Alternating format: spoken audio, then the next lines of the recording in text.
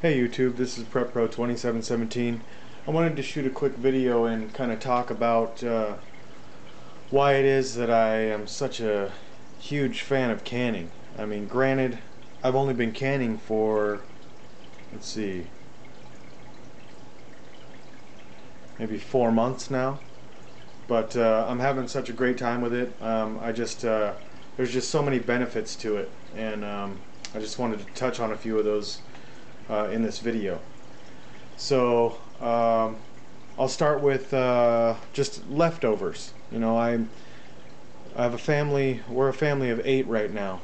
We have my wife and I, our 3 kids, 2 daughters and a son, and then we also have 3 foster kids.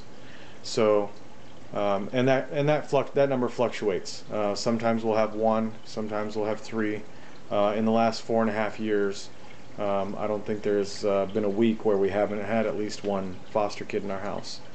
So the size of our family fluctuates. My daughters have their friends coming over quite often.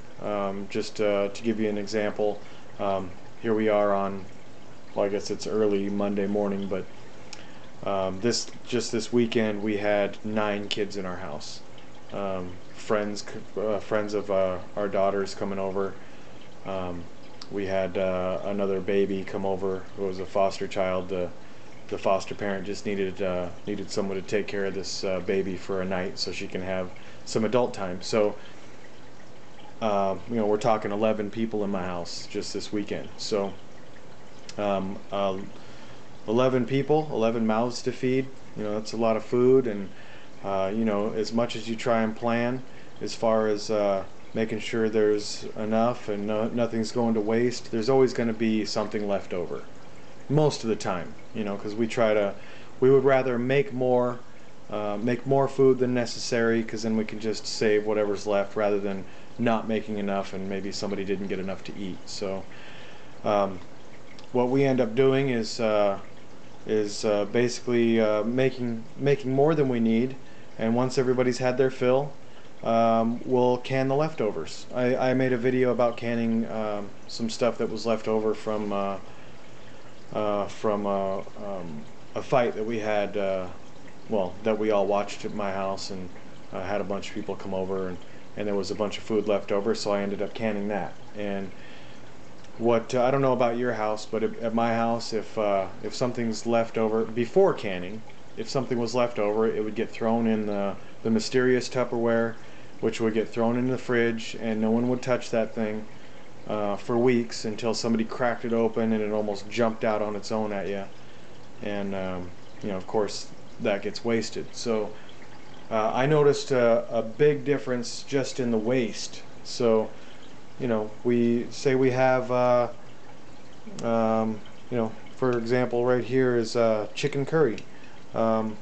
Made a big old pot of chicken curry.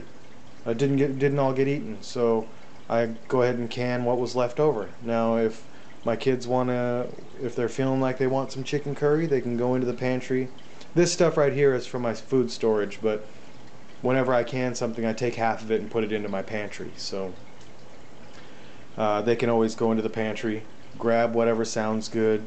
Chicken curry, beef vegetable soup, turkey spaghetti with meatballs, chilies of all different kinds, whatever they want. My daughter loves pineapple, so we canned a bunch of pineapple, and she just cracks those open whenever.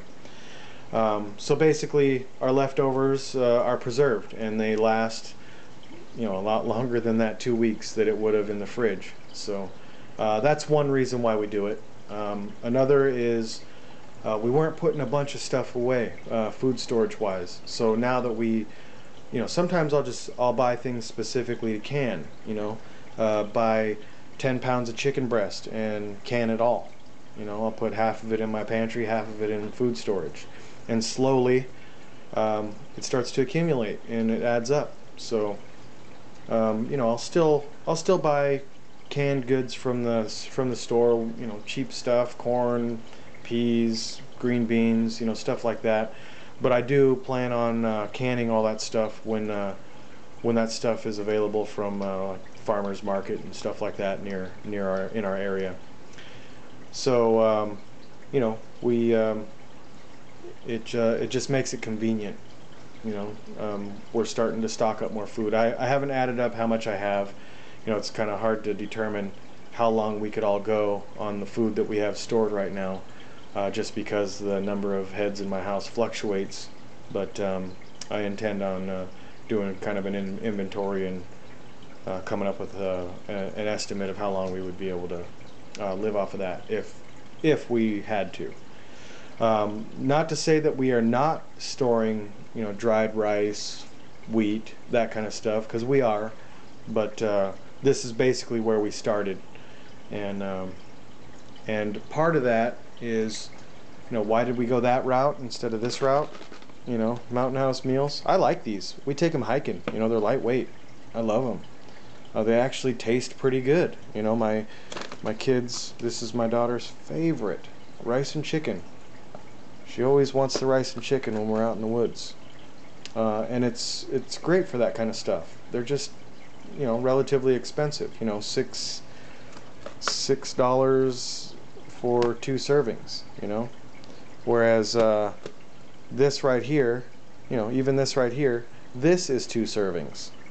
So, you know, how much did that cost?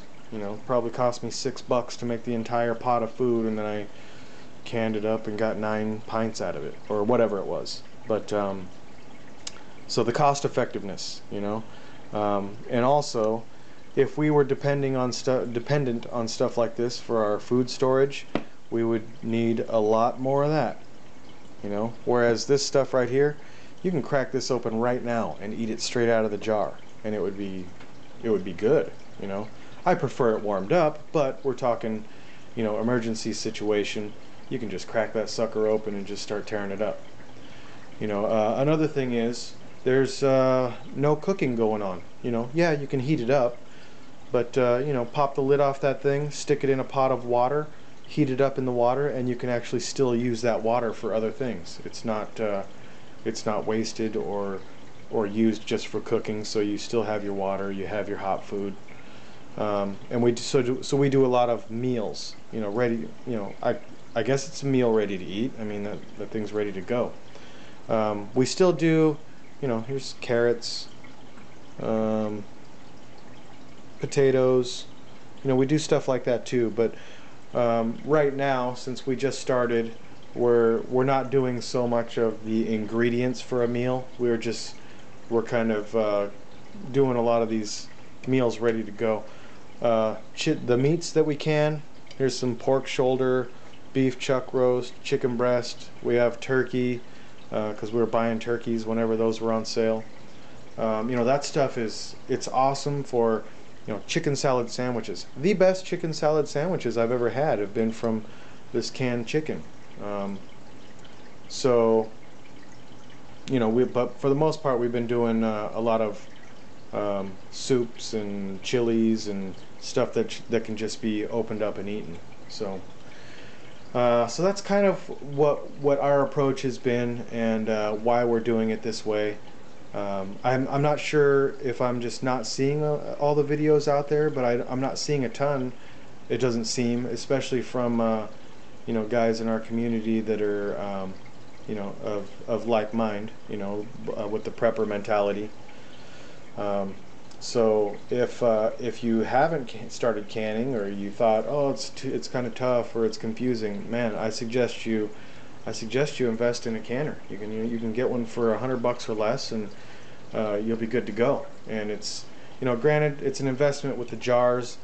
I've heard that you can find them at like Goodwill or thrift stores when during the, I guess, off season when people aren't canning. But I've been buying mine. You know, I'll go to the store, I'll buy a dozen jars. You know, it's $9 for a dozen pint jars or whatever, and then just buy replacement lids for, you know, $1.50 for 12, or I believe 12. So that's kind of been my approach. I don't know if any of this has been helpful to you guys, or if it's all just sounding repetitive, but I suggest everybody out there start canning. I think it's a great alternative to expensive stuff like this. So thanks for watching. Comments are welcome, suggestions are welcome, subscriptions are welcome. Subscribe if you wish, and we'll see you next time. Take care.